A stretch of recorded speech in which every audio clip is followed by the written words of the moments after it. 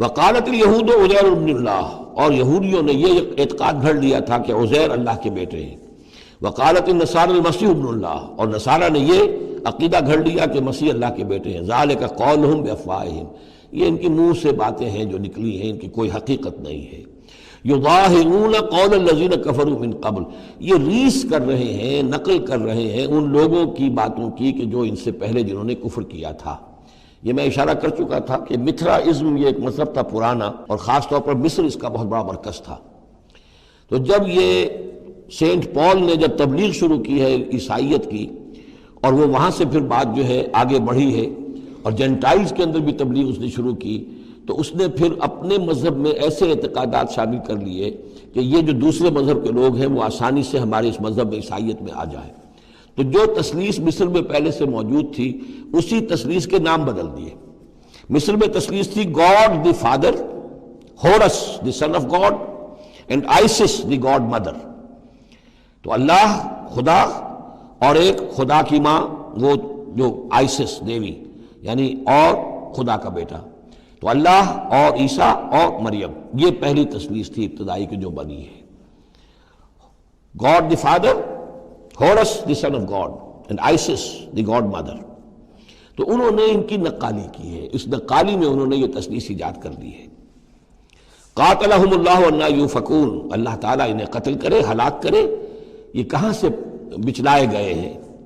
اتخذوا احبارهم ورهبانهم اربابا من دون اللہ، دوسری جو سب سے بڑی گمراہی ہوئی عیسائیوں میں وہ یہ ہے کہ انہوں نے اپنے احبار اور رہبان کو بھی رب بنا لیا اللہ کے سوا۔ اب یہ جو ہے اس پر اعتراض کیا تھا، اعتراض نہیں سوال کیا تھا حضرت عدی ابن حاتم نے، جو مشہور ہیں حاتم طائی، بہت بڑے جو سخی تھے، وہ تو خیر فوت ہو چکے تھے حضور کی بعثت سے قبل، اور وہ عیسائی تھے۔ ان کے بیٹے تھے یہ عدی ابن حاتم، یہ ایمان لے آئے، لیکن ایک روز انہوں نے حضور سے پھر یہ کہا کہ حضور یہ بات کچھ سمجھ میں نہیں آئی، قرآن کہتا ہے کہ ہم نے بحیثیت عیسائی اپنے احبار اور رہبان کو اپنا خدا بنا لیا، ارباب بنا لیا، تو ایسی بات تو نہیں ہے، تو اس کا مفہوم کیا ہے؟ تو آپ نے فرمایا کیا یہ صحیح نہیں ہے کہ جس شے کو وہ حلال کہہ دے تم حلال مان لیتے ہو، جس شے کو وہ حرام کہہ دے تم حرام مان لیتے ہو؟ کہ جی یہ تو ہے، تو یہی تو خدا بنا مان لینا ہے۔ یعنی قانون سازی کا حق اللہ کو حاصل ہے، یہاں پوپ صاحب کو پورا اختیار ہے، جو چاہے فیصلہ کر دے۔ تو 2000 سال تک تو حضرت مسیح کو سولی دینے کا الزام یہودیوں پر رہا، اب آ کر اچانک انہوں نے ایک ڈیکری، ایک فرمان کے ذریعے سے بری کر دیا، تاریخ کو بدل دیں، حرام کو حلال کر دیں، حلال کو حرام کر دیں۔ یہی ہمارے ہاں بھی ایک پوپ ہوتے ہیں، یہ جو ہمارے یہاں اسماعیلی ہیں، ان کا جو امام حاضر ہے وہ معصوم ہے، اور وہ جس چیز کو چاہے حلال کر دے، جس چیز کو چاہے حرام کر دے۔ انہوں نے بھی شریعت ساقط کی ہوئی ہے، اسماعیلیوں پر شریعت نہیں ہے۔ ایک اسماعیلی وہ ہیں جو ہنزا وغیرہ میں رہتے ہیں، ان کے ہاں شریعت ہے، یہ پرانے اسماعیلی ہیں کہ جو باہر سے آ کر یہاں پر آباد ہوئے تھے۔ ایک یہ گجرات کے علاقے میں آ کر جب اسماعیلیوں نے اپنی تبلیغ کی ہے تو انہوں نے وہی کیا جو سینٹ پال نے کیا تھا، شریعت ساقط کر دی۔ اور جو ہندوؤں کا عقیدہ تھا اس کے اندر 9 اوتار تھے، 9 اوتار آ چکے ہیں دنیا میں اللہ کے، ان کا کہ حضرت علی 10ویں اوتار ہیں، 10م اوتار، وہ 10م اوتار ان کے عقیدے میں شامل ہو گیا، اور جو ان کا امام حاضر ہے اسے پورا اختیار حاصل ہے، شریعت کی جس چیز کو چاہے منسوخ کر دے، جو چیز چاہے حرام قرار دے دے، جو چیز چاہے حلال قرار دے دے، یہ ہے دین۔ تو اتخذوا احبارهم ورهبانهم، یہ تو گویا کہ خدا ہی بنا لیا، یہ اختیار تو خدا ہی ہے۔ اربابا من دون اللہ، انہوں نے اللہ کے سوا ان کو بھی رب بنا لیا ہے۔ والمسیح ابن مریم، اور مسیح ابن مریم کو تو پوچھتے ہیں۔ وما امروا الا لیعبدوا الہا واحدا، انہیں نہیں حکم دیا گیا تھا مگر اس بات کا کہ وہ پوجیں صرف ایک الہ کو، لا الہ الا ہوا، نہیں ہے کوئی معبود اس کے سوا، سبحانہ عما یشرکون، وہ پاک ہے اس سے کہ جو شرک یہ کر رہے ہیں۔ یریدون ان یطفئوا نور اللہ بافواہہم، یہ چاہتے ہیں کہ اللہ کے نور کو بجھا دیں اپنے منہ کی پھونکوں سے۔ وَيَأْبَى اللَّهُ إِلَّا أَن يُتِمَّ نُورَهُ وَلَوْ كَرِهَ الْكَافِرُونَ، اور اللہ کو ہرگز منظور نہیں ہے مگر یہ کہ وہ اپنے نور کا اتمام فرما کر رہے، چاہے یہ کافروں کو کتنا ہی ناگوار ہو۔ هُوَ الَّذِي أَرْسَلَ رَسُولَهُ بِالْهُدَى وَدِينِ الْحَقِّ لِيُظْهِرَهُ عَلَى الدِّينِ كُلِّهِ، وہی تو ہے جس نے بھیجا ہے اپنے رسول کو صلی اللہ علیہ وسلم الہدا اور دین حق دے کر، تاکہ غالب کرے اسے کل کے کل دین پر، کل نظام زندگی پر، وَلَوْ كَرِهَ الْمُشْرِكُونَ، خواہ یہ مشرکوں کو کتنا ہی ناگوار ہو۔ کیونکہ یہاں آ کر حضور کے مشن کے آخری درجے میں تکمیل ہو رہی ہے، تو یہاں کلیئرلی اب اس کو اننشیٹ کر دیا گیا۔ وہ جو میں نے عرض کیا تھا کہ ایک ہے رسالت کا بنیادی مقصد، تبشیر ہے، انذار ہے، تذکیر ہے، دعوت ہے، تبلیغ ہے. وما نرسل المرسلین الا مبشرین ومنذرین، وہ بنیادی مقصد بھی حضور کی بعثت کا ہے. لیکن حضور کا ایک امتیازی مقصد ہے، تکمیل رسالت کا جو مظہر ہے وہ ہے کہ دین کو غالب کرنا بالفعل. یہ جوڑا جو دو آیتوں کا ہے یہ بالکل اسی ترتیب کے ساتھ یہ جوڑا سورہ صف میں بھی آیا ہے. دوسری آیت تو جو کہ تو ہے، ایک شوشے کا فرق نہیں. هو الذی ارسل رسولہ بالہدی ودین الحق لیظہرہ علی الدین کلہ ولو کرہ المشرکون. اس پر تو 24 صفحے کا میرا ایک مقالہ ہے جو لکھا ہوا ہے، جو میری کتاب ہے نبی اکرم صلی اللہ علیہ وسلم کا مقصد بعثت. صرف اس ایک آیت پر 24 صفحے کا مقالہ ہے. اور میں مطمئن ہوں، اللہ کا شکر ہے کہ اس آیت کا حق اللہ تعالیٰ نے میرے ذریعے سے پورا کروا دیا ہے. اس میں کسی اعتبار سے، اس لیے کہ لوگ اس میں سے اپنے لیے راستے نکالتے ہیں، چور دروازے. یہ تو جی اللہ غالب کرنے والا ہے، کوئی انسان غالب کرنے والے تھوڑا ہی ہیں. اور یہ ہے اور وہ ہے، اس لیے کہ جو آدمی کام چور ہے چاہتا ہے کسی طریقے سے کوئی راہ فرار ہو، بھاگنے کا کوئی راستہ مل جائے. لیکن آپ اگر اس کو پڑھیں گے تو معلوم ہوگا کوئی راستہ فرار کا نہیں ہے. ہر جو بھی ممکن ہو سکتی ہے نحوی اعتبار سے، جو امکان ہو، سب کو میں نے لے کر اور ثابت کر دیا ہے کہ اس میں کہیں فرار کا راستہ نہیں. البتہ پہلی آیت میں تھوڑا سا فرق ہے. وہ آیت جو ہے وہاں ہے یریدون لیطفئوا، یہاں ہے ان یطفئوا، بس اتنا فرق ہے. بافواہہم یریدون لیطفئوا نور اللہ بافواہہم، یریدون ان یطفئوا نور اللہ بافواہہم. وہاں ہے واللہ متم نورہ ولو کرہ الکافرون، یہاں ہے ویابی اللہ الا ان یتم نورہ ولو کرہ الکافرون. یہ تو چاہتے ہیں کہ اپنے منہ کی پھونکوں سے، جس کو کہ پھر مولانا ظفر علی خان نے خوب اس کی تعبیر کی ہے، نور خدا ہے کفر کی حرکت پہ خندہ زن، پھونکوں سے یہ چراغ بجھایا نہ جائے گا. تو یہ جو چاہتے ہیں کہ اپنی منہ کی پھونکوں سے، اور اس میں ایک طرح کا طنز ہے. یہودی چونکہ سامنے آ کر مقابلہ نہیں کر رہے تھے تو یہ ایسے تھا کہ منہ کی پھونکوں سے بجھانا چاہ رہے ہیں، صرف سازشیں ہیں ان کی. اور جو بھی یہ کر رہے ہیں کبھی سامنے آ کر انہوں نے جنگ نہیں کی. یریدون ان یطفئوا نور اللہ بافواہہم واللہ متم ویابی اللہ الا ان یتم نورہ ولو کرہ الکافرون. هو الذی ارسل رسولہ بالہدی ودین الحق لیظہرہ علی الدین کلہ ولو کرہ المشرکون. یا ایھا الذین آمنوا ان کثیرا من الاحبار والرہبان لَيَأْكُلُونَ أَمْوَالَ النَّاسِ بِالْبَاطِلِ وَيَصُدُّونَ عَنْ سَبِيلِ اللَّهِ وَالَّذِينَ يَكْنِزُونَ الذَّهَبَ وَالْفِضَّةَ وَلَا يُنْفِقُونَهَا فِي سَبِيلِ اللَّهِ فَبَشِّرْهُم بِعَذَابٍ أَلِيمٍ. یہ آیت بھی بہت اہم ہے، اس لیے کہ جو مسلمان امتوں کے اندر علماء اور احبار اور صوفیاء، یا آپ ایک لفظ استعمال کریں مذہبی پیشوا، جو بھی ایک طبقہ بن جاتا ہے، اگر ان میں دنیا کی محبت اور مال کی محبت آ جائے، ایک عام کاروباری آدمی ہے، دنیا کا کاروبار کرتا ہے، اب ظاہر بات ہے حلال ذریعے سے کما رہا ہے، اچھا کھائے اچھا پہنے، ٹھیک ہے، کوئی جائیداد بھی بناتا ہے، کوئی حرام کام نہیں ہے، اس کی اولاد کو منتقل ہو جائے گی. لیکن یہ کہ جو شخص دین کی خدمت میں لگا ہوا ہے، اب اسے فرض کیجئے کوئی ہدیہ دے رہا ہے، کوئی اس کو اگر فرض کیجئے تحفہ دے رہا ہے یا کسی ذریعے سے، تو دین کے لیے دے رہا ہے. اگر یہ لوگ بھی اپنے پاس دولت جمع کریں، اگر یہ اپنی جائیدادیں بنائیں، تو یہ بدترین انسان ہے آسمان کی چھت کے نیچے کے. یہ سمجھ لیجیے اچھی بات. عام آدمی کے لیے قانون اور ہوگا. اس حدیث کو ذہن میں لے آئیے، حضور نے فرمایا یوشک ان یاتی علی الناس زمان، مجھے اندیشہ ہے لوگوں پر ایک وقت ایسا آ جائے گا. کیسا آ جائے گا؟ لا یبقی من الاسلام الا اسمہ، اسلام میں سے اس کے نام کے سوا کچھ نہیں بچے گا. ولا یبقی من القرآن الا رسمہ، قرآن میں سے اس کے رسم الخط کے سوا کچھ نہیں بچے گا. مساجدہم عامرۃ، ان کی مسجدیں آباد بہت ہوں گی، شاندار ہوں گی. وہی خراب من الہدی، ہدایت سے خالی ہوں گی. وعلماؤہم شر الناس تحت ادیم السماء، اور ان کے علماء آسمان کی چھت کے نیچے کے بدترین انسان ہوں گے. من عندہم تخرج الفتنۃ وفیہم تعود، انہی میں سے فتنہ برآمد ہوگا، انہی میں گھس جائے گا. تو یا ایھا الذین آمنوا، اہل ایمان، ان کثیر من الاحبار والرہبان، یقیناً بہت سے علماء اور درویش، لَيَأْكُلُونَ أَمْوَالَ النَّاسِ بِالْبَاطِلِ، وہ لوگوں کے مال ہڑپ کرتے ہیں باطل طریقے سے. وَيَصُدُّونَ عَنْ سَبِيلِ اللَّهِ، اور وہ روکتے ہیں لوگوں کو اللہ کے راستے سے. وَالَّذِينَ، اور کوئی نئی دعوت اٹھی ہے، کوئی اللہ کا بندہ جو ہے لوگوں کو دین کی طرف بلا رہا ہے، یہ اپنی مسندیں جب خطرے میں دیکھتے ہیں تو نہیں چاہیں گے کہ ہمارے عقیدت مند جو ہے وہ کسی بھی ایسی دعوت کی طرف رخ کریں اور متوجہ ہو جائیں. ان کی جائیدادیں بن رہی ہیں، بڑے بڑے ایسٹس بنا رہے ہیں، جب مرتے ہیں تو چھوڑ کر جائیدادیں جاتے ہیں، ان کی اولادوں کے پھر آپس میں مقدمے ہوتے ہیں، جھگڑے ہوتے ہیں۔ فرمایا والذین یکنزون الذہب والفضة، اور وہ لوگ کہ جو دفینے بناتے ہیں، جمع کرتے ہیں اپنے پاس سونا اور چاندی، ولا ينفقونها فی سبیل اللہ، اور وہ خرچ نہیں کرتے اس کو اللہ کی راہ میں، فبشرهم بعذاب علیم، تو ان کو بشارت دے دیجیے عذاب علیم کی، دردناک عذاب کی۔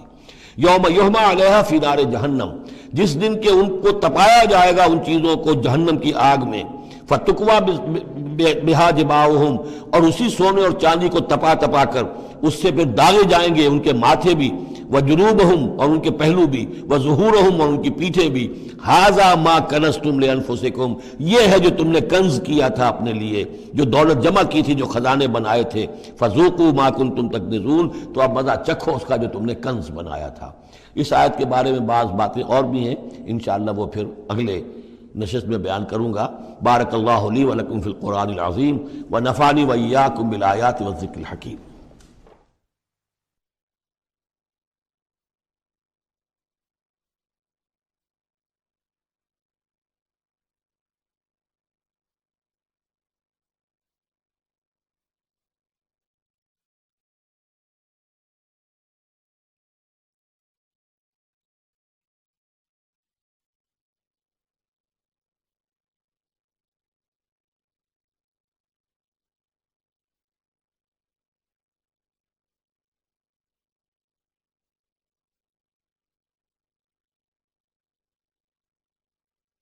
اعوذ باللہ من الشیطان الرجیم، بسم اللہ الرحمن الرحیم۔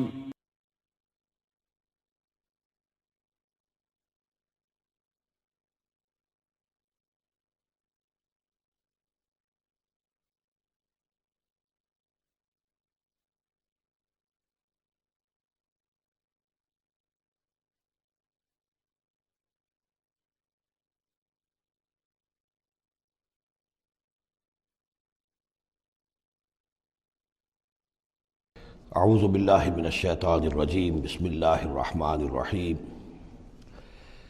یا ایھا الذین آمنوا ان کثیرا من الاحبار والرہبان لیاکلون اموال الناس بالباطل ویصدون عن سبیل اللہ والذین یکنزون الذہب والفضة ولا ينفقونها فی سبیل اللہ فبشرهم بعذاب علیم۔ اس آیہ مبارکہ کے بارے میں یہ نوٹ کر لیجئے کہ اس آیت کے حوالے سے حضرت ابوذر غفاری رضی اللہ تعالیٰ عنہ کی رائے قائم ہو گئی تھی کہ سونا اور چاندی اپنے پاس رکھنا مطلقاً حرام ہے۔ جو لوگ کہ سونا اور چاندی اپنے پاس رکھتے ہیں، جمع کرتے ہیں، گاڑھتے ہیں، ان کو کنز بناتے ہیں، خزانہ بناتے ہیں، اس کے لیے تو یہ رائے اگرچہ ان کی صحیح نہیں تھی، اس لیے کہ جو دین کا عام قانون ہے وہ یہ ہے کہ انسان حلال ذریعے سے کمائے، اس میں سے جو وہ خرچ کرے اللہ کی راہ میں وہ ٹھیک ہے، اس کو اس کا اجر ملے گا۔ اگر وہ کچھ رکھتا ہے اپنے پاس تو وہ حرام نہیں ہے، بلکہ پھر یہ کہ وہ اس کی اولاد کو منتقل ہو جائے گا، قانون وراثت ہوگا۔ اگر اپنے پاس کچھ رکھنا ہی نہ ہو تو پھر وراثت کس چیز میں ہوگی؟ اس لیے قانون تو وہی ہے، البتہ یہ ہے کہ وہ جو کہا گیا ہے کہ اللہ کی راہ میں خرچ کرو، خرچ کرو، خرچ کرو، کتنا کرو، قل العفو، تو یہ ایک روحانی تعلیم ہے، اخلاقی تعلیم ہے کہ جمع نہ کرو، اللہ کی راہ میں خرچ کر دو۔ البتہ جو مال بھی آپ نے جمع کیا ہے، آپ نے حلال ذریعے سے کمایا تھا اور اس کی زکوٰۃ بھی آپ نے ادا کر دی ہے، تو وہ مال آپ اپنے پاس رکھ سکتے ہیں، خواہ وہ سونے اور چاندی کی شکل میں ہو۔ چنانچہ اسی پر پھر فیصلہ ہوا حضرت عثمان کے زمانے میں، اور چونکہ حضرت ابوذر غفاری اس پر اڑے ہوئے تھے اور اس سے ایک فتنہ پیدا ہو رہا تھا مسلمانوں کے اندر، ایک اختلاف، تو پھر حضرت ابوذر غفاری کو حضرت عثمان نے حکم دے دیا تھا کہ وہ مدینے سے باہر چلے جائیں۔ وہ پھر ایک صحرا میں کسی جگہ پر کٹیا ڈال کر رہتے تھے۔ میرے نزدیک اس آیت کا اصل محل اور مقام جو ہے اس کو سمجھنا چاہیے، اور وہ ہے ان لوگوں سے متعلق ہے یہ مسئلہ جو دین کا کام کرتے ہیں، احبار ہیں، رہبان ہیں۔ یہ لوگ اپنا وقت، اپنی صلاحیتیں، اپنی قوتیں لگاتے ہیں دین کے لیے۔ عام لوگوں کا معاملہ اور ہے، وہ کاروبار کر رہے ہیں، کوئی پروفیشن ہے، کوئی اپنا اور بزنس ہے، اس کے حوالے سے ان کے پاس آمدنی ہو رہی ہے۔ انہیں جو بھی آمدنی ہو رہی ہے وہ اللہ کے دین کی وجہ سے ہو رہی ہے۔ یہ اپنے پاس اگر رکھتے ہیں اور اپنا جائیدادیں بناتے ہیں اور دولت بناتے ہیں اور اپنے لیے پھر وہ اپنی نسلوں کے لیے اس کو وراثت میں منتقل کرتے ہیں، تو ان کے اوپر یہ آیت بعین ہی انہی الفاظ میں اس کا انطباق ہوگا، اس لیے کہ یہ سارا معاملہ احبار اور رہبان کے حوالے سے ہو رہا ہے۔ اس آیت کا سیاق اور سباق جو ہے کہ ظاہر بات ہے کہ ان کے لیے جو بھی کچھ ہے، یہ لٹمس ٹیسٹ یہ ہے، ہاں آپ اپنی ضرورت پوری کریں، جیسے حضور نے اپنی ضرورتیں پوری فرمائی، ازواج مطہرات کو بھی نان نفقہ دیتے تھے آپ اسی بیت المال میں سے، آپ اپنے عزیزوں کے ساتھ بھی کوئی حسن سلوک کرتے تھے تو وہیں سے کرتے تھے، کبھی بیت المال خالی ہے تو فاقہ بھی آ رہا ہے، لیکن ضرورتیں پوری کریں، جائیداد بنا کر نہ چھوڑ کر جائیں۔ یہ جو معاملہ ہے کہ اس کو جمع کیا جائے اور پھر وہ جائیداد بنے، میرے نزدیک آج بھی اگر آپ جاننا چاہیں علماء حق کون ہیں اور علماء سو کون ہیں، تو لٹمس ٹیسٹ یہ ہے، جو شخص اپنے دینی کیریئر کے نتیجے میں پھر جائیداد بنا کر اور دولت چھوڑ کر بڑا ہو، وہ علماء سو میں سے لا محالہ، اس میں کسی شک و شبے کی گنجائش نہیں۔ میں اسے لٹمس ٹیسٹ کے طریقے سے بیان کر رہا ہوں۔ یوم یحمى علیہا فی نار جہنم فتکوی بہا جباہہم وجنوبہم، جس دن کہ ان کو تپایا جائے گا اس سونے اور چاندی کو جہنم کی آگ میں، اور پھر داغے جائیں گے ان سے ان کے پیشانیاں بھی اور ان کی پسلیاں بھی اور ان کی پیٹھیں بھی۔ ھذا ما کنزتم لانفسکم، یہ ہے وہ جو تم نے اپنے لیے جمع کیا تھا، لانفسکم فذوقوا ما کنتم تکنزون، تو مزہ چکھو اپنے اس کنز کا۔ ان عدت الشہور عند اللہ 12 شہرا، اللہ کے ہاں مہینوں کی تعداد 12 ہے، فی کتاب اللہ، اللہ کی شریعت میں، اللہ کے قانون میں، تکوینی بھی اور تشریعی بھی۔ یوم خلق السماوات والارض، جس دن سے کہ اللہ تعالیٰ نے پیدا کیا آسمانوں اور زمین کو، منہا اربعۃ حرم، ان میں سے 4 مہینے ہیں محترم، جن کو کہ اشہر حرم کہتے ہیں، جن میں جنگ وغیرہ جو ہے وہ جائز نہیں تھی۔ ذالک الدین القیم، یہ ہے سیدھا دین، ہمیشہ کا ضابطہ اور قانون۔ فلا تظلموا فیہن انفسکم، تو ان کے معاملے میں اپنے اوپر ظلم نہ کرو۔ وہ ظلم کیا کرتے تھے؟ قریش کی اپنی مصلحت ہوئی کہ کوئی مہم انہیں کوئی لڑائی کا معاملہ ہے ان کے درپیش ہے، وہ کہتے تھے اس سال یا شرع حرم فلاں کی بجائے فلاں مہینے ہوں گے، وہ کیلنڈر کو الٹ پھیر کرتے رہتے تھے کہ اس مرتبہ جو ہے یہ عمرے کے لیے مہینہ رجب کا نہیں ہوگا، فلاں ہوگا۔ اس حوالے سے وہ کیلنڈر جو تھا ڈسٹربڈ تھا، لیکن ہوا ایسا ہے قدرت خداوندی سے کہ جس سال آپ نے آخری حج کیا ہے، حجۃ الوداع، تو اس سال وہ ساری جو غلطیاں ہوتی ہیں اس کے بعد وہ جو اس کا مجموعی اور آخری نتیجہ یہ تھا کہ صحیح جگہ پر وہ کیلنڈر آ گیا تھا۔ اسی لیے حضور نے اپنے خطبہ حجۃ الوداع میں کہا ہے کہ استدار الزمان کہیئتہ یوم خلق اللہ السماوات والارض، یہ زمانہ اور یہ کیلنڈر جو ہے، تقویم جو ہے، یہ پورا چکر لگا کر ساری غلطیوں اور ترمیموں میں سے ہو کر اب ٹھیک اسی جگہ پر پہنچ گئی ہے جس مقام پر کہ اللہ نے، جس تقویم پر کہ اللہ تعالیٰ نے آسمان اور زمین کو پیدا کیا تھا، اور آج کے بعد سے ان مہینوں کے اندر کوئی الٹ پھیر نہیں ہو سکے گا۔ وَقَاتِلُوا الْمُشْرِكِينَ كَافَّةً كَمَا يُقَاتِلُونَكُمْ كَافَّةً، اور مشرکوں سے بھی جنگ کرو ایسے ہی سب کے ساتھ جیسے کہ وہ تم سے جنگ کرتے ہیں، جل کر حل حال میں اور جمع ہو کر۔ وَاعْلَمُوا أَنَّ اللَّهَ مَعَ الْمُتَّقِينَ، اور جان لو کہ اللہ تعالیٰ جو ہے متقین کے ساتھ ہے۔ إِنَّمَا النَّسِيءُ زِيَادَةٌ فِي الْكُفْرِ، یہ جو مہینوں کو ہٹا دینا تھا ادھر سے ادھر، یہ پھیر دینا جو ہے اشہر حرم کا، یہ بڑھائی ہوئی بات ہے کفر کی۔ يُضَلُّ بِهِ الَّذِينَ كَفَرُوا، اس کے ذریعے سے گمراہ ہوئے ہیں وہ لوگ جنہوں نے کفر کیا۔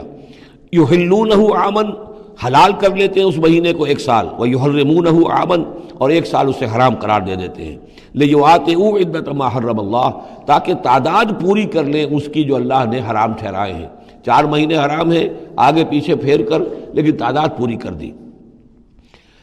فَيُحِلُّوا مَا حَرَّمَ اللَّهُ، اس کا نتیجہ کیا نکلتا ہے کہ جو اللہ کی طرف سے محترم مہینہ تھا وہ ان کے حساب سے، ان کی غلطی سے پھر وہ حلال ہو جاتا ہے، پھر حلال کر لیتے ہیں وہ مہینہ جو اللہ نے حرام کیا ہے۔ زُيِّنَ لَهُمْ سُوءُ أَعْمَالِهِمْ، اسی طریقے سے ان کے جو برے اعمال ہیں ان کے لیے مزین کر دیے گئے، کھبا دیے گئے ان کی نگاہوں میں۔ وَاللَّهُ لَا يَهْدِي الْقَوْمَ الْكَافِرِينَ، اور اللہ کافروں کو ہدایت نہیں دیتا۔ یہاں وہ